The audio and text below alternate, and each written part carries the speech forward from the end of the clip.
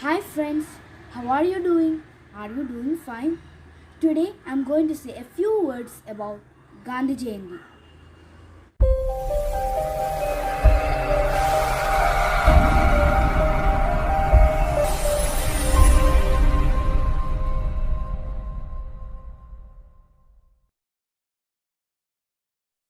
On today, October 2nd, the birthday of Mahatma Gandhi, the father of our nation. His real name is Mohandas Karamchand Gandhi. He was the leader of Indian independence movement. His father's name is Karamchand Udhamchand Gandhi and his mother's name is Putalibai Gandhi.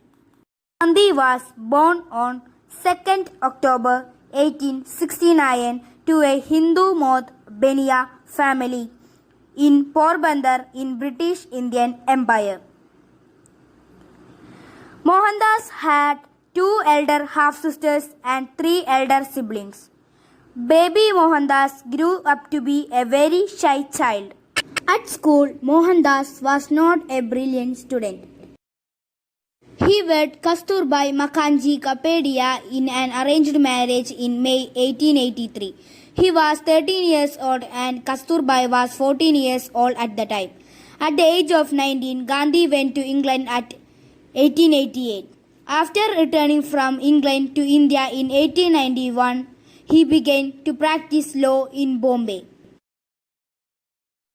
Then he went to South Africa to work at a law firm. Once he was asked to move from the first class in a train, in spite of having a veiled ticket solely on the basis of his color. And another time he was asked to remove his turban. These incidents angered him and kindled in him the spirit to fight against social justice.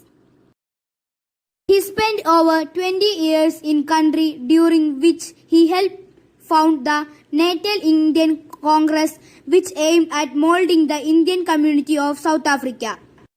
Gandhiji returned to India in 1915.